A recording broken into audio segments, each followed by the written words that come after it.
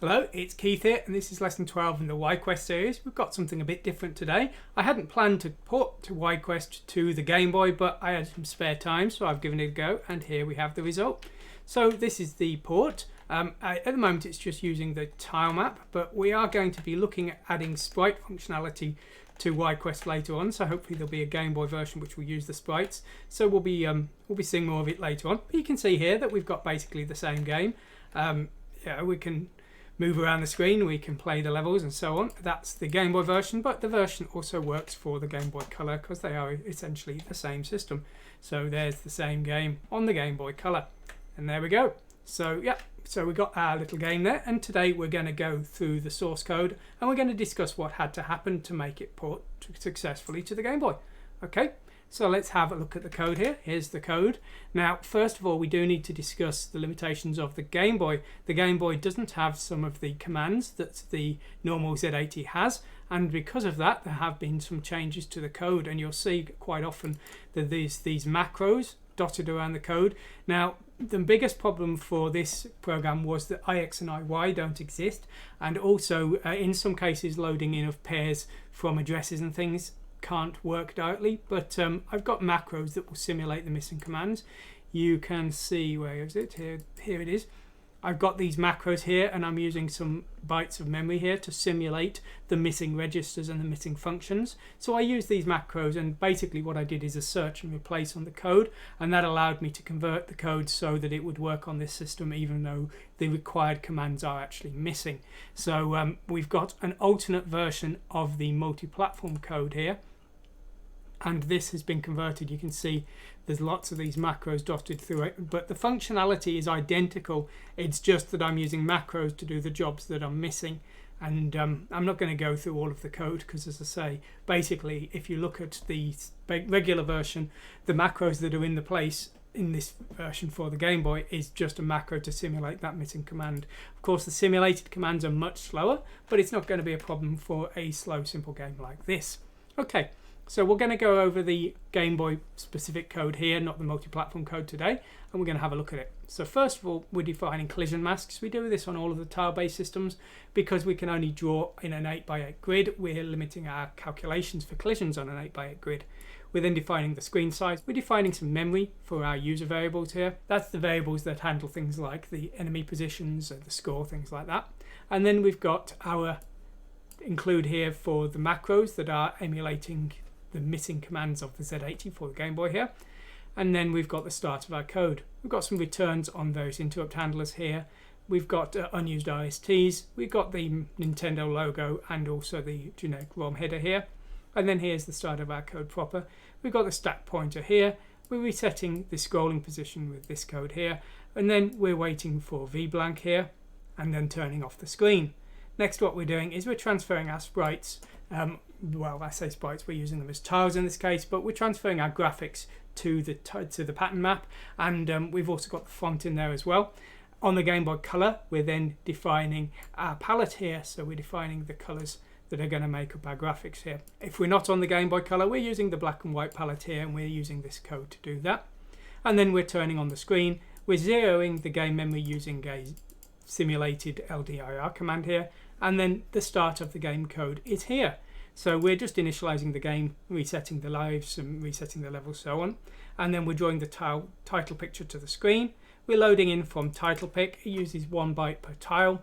And we are showing the tiles to the screen with this show sprite routine.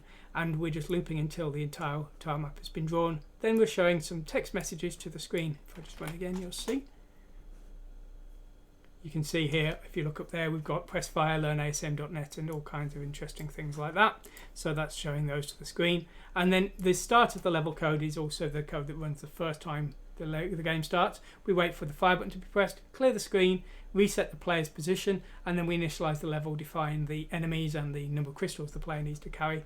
We've then got a loop here. This is just a delay, and it also reads in the joystick, and if a key has been pressed, it's storing it in D for processing later. Okay, so here's the start of our drawing routines here. We're going to draw the user interface, the text in the corners of the screen first. We then load the simulated IX with the player object and call blank sprite, which will remove the player from the screen, and this simulated IX, which actually uses 2 bytes of RAM, is now pointing to the player object. We've then got a key timeout. The game works by acceleration, so if you hold up, you'll keep getting faster and faster. So to stop you getting too fast too quickly, we've got a timeout. So if that timeout's non-zero, we skip over the joystick processing.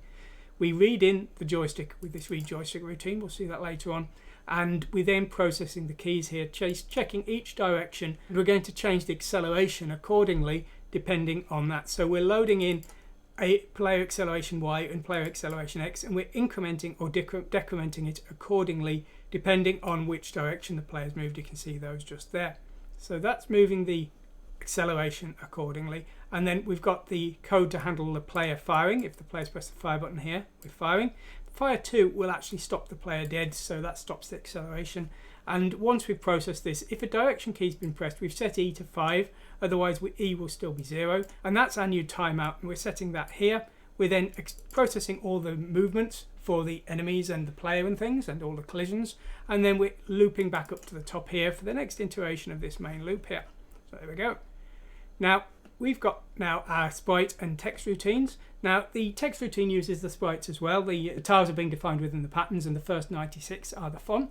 Now there's no character below 32, so we subtract 32 because our first character's space, and then we're loading the X and Y position in from cursor Y. The X position is immediately the byte after cursor X, you see, but we've got no loading pair command on the GBZ80, so we're using this macro to simulate it. Then we've got show sprite here. We're calculating the offset within the palettes for the Gameboy Color here. We're then adding 96, because the first 96 patterns are the font. We're then jumping over to here, and we're actually going to draw the sprite to the screen. DoGetSprite object is very similar. It gets the sprite number from the object pointed to by the virtual IX here. You can see we're using that macro to simulate that. We're getting the sprite frame here, and then we are shifting it to the left 4 times. This is because we have 4 frames of animation for our sprites in 4 banks. Each bank is 16 sprites, so we're multiplying by 16 here with these 4-bit shifts here, and then we're adding that to the sprite number that we loaded in. That we're then calculating the sprite palette here, adding 96 because our first 96 are our font, and we're storing that as the sprite we want to show in the tile map. Okay, now this is the code that's actually going to calculate the position of the tile. When I was shifting to the right multiple times the X and Y position here, because we're showing on an 8x8 grid. Later on we'll have a sprite version that's more defined, but at the moment we've not got that functionality. So we're just scaling that XY position down here. We're then going to calculate the VDP screen pos of the equivalent tile. We're going to wait for VBlank because we can only write to the graphics when the screen is being drawn, so we need to be outside of the drawing area here. We're then going to transfer the new tile number into VRAM. That will draw the tile to the screen. On the Gameboy Color, we want to set the palette as well, and we do that by banking in the Gameboy Color data here, and then we write to the same memory address, but we're now in a different bank, and that will be the palette and a few extra bits of information there. So we're doing that, then we turn off that extra bank by writing a 0 to this memory address, and that will do that for us. Blank sprite is effectively the same. It's instead of drawing a sprite, it's blanking the sprite that IX points to. Now, if the collision program is greater than 250, the object is uninitialized or dead, so we don't want to do anything with it. But otherwise, what we want to do is we want to 0 it. So we're selecting the space in the font and color 0 here, and we're drawing that with the other sprite routine. We've got a clear screen routine here. All it does is it sets all of the tiles to 0 here. We're setting the tile and the color here, and we're using show sprite to clear the tile map effectively. Define tiles. This is all been looked at in the simple series, so I'm going to go over this relatively quickly. This is transferring the data into the patterns for the tiles. Now we're waiting for VBlank again, and then we're transferring bytes from the source to the destination. We're using LDI, which is a GBZ80 command, which auto-inks HL. We're writing to D8, and we're just doing that until BC reaches 0. Get VDP screen pos. That calculates an XY position of a tile within our tile map. Tile map is from 9,800 onwards, and it's 32 tiles wide. So we're just multiplying that up. To wait for VBlank, or wait until we can actually write, what we're doing here is we're reading in from FF41, and we're testing this bit here to see if the screen is currently writable or not. Here's the data that we transfer to the patterns. we've got our font here, the 96 characters, and then we've got the 4 banks of the sprites here, and those are the 4 frames of animation, and those are transferred into the pattern data. Here's read joystick. This is reading in from the joystick. Now the way we have to do things is we can only read 4 of the directions at a time. So we have to write this command here to FF00, and then we read in, and that will get up, down, left and right. We then send this command and write that to FF00 and read in, and that gets A, B, select and start. Now the only slightly tricky thing is I actually wanted up, down, left and right in the opposite order to that they are provided, so I was just swapping them out around via L here, and that will get the directions in the format that I tend to use for my other systems. Wait for fire will wait for fire to be pressed and then released, and it is randomizing the random numbers while it does that. We've then got some generic code here. The multi-platform code is basically the same. This is just the version with the macros in it. I can actually compile that to a regular Z80, but I didn't want to mess up the code, so I've split it out here.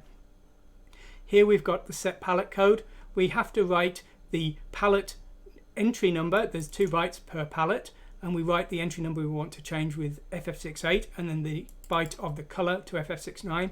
There's 2 bytes for each, and this routine will continue until it gets 2 bytes that are all bits set to 1, so 65535 effectively. So that will transfer our palettes there. Here are the palettes that we are using for each sprite. There are 16 sprites, so we've got 16 palette selections here. You can see I'm only using 5 palettes here, and you can see the 5 palettes I've defined just here. So this is the main one. This is reds, blues, reds 2 and greys here, and these are being used by various graphics within the color version that you can see up there, and the end of the list is defined with this just here, and that's really all there is to it. So as I say, you can see the basics of the code here. There's been a few compromises made with regards to converting some of the code here, and as I say, if you have a look at GBZ80 compatibility, you'll see that through a variety of pushes and pops and additions and things, I've managed to simulate all the commands well enough to get this game working. So there we go. Now we're going to be coming back to this at a later date. We're going to have a look at it, and we're going to add sprite functionality, proper hardware sprites, so that the movement will be a bit smoother, because if you look at it at the moment, it's a little bit clunky. You know, I'm moving in 8x8 chunks, which doesn't look so good. This code was based originally on the Simple series, and I did want to keep the original functionality just using the tar map to keep it simple and keep it based on that code, because the idea is you could use this code in your own examples, in your own games and things, and I wanted it to be simple for you to do that.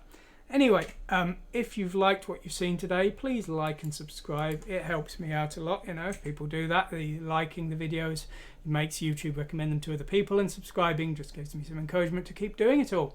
So please do that. You can download the source code for today's example from my website. You're totally encouraged to do so, and I say always, you're welcome to use it in your own programs, and if you manage to make a commercial game out of it, good luck to you. You don't even need to give me credit, I really don't care. Anyway, I wish you all the best with your programming projects and whatever else you're working on. Thanks for watching today, and goodbye.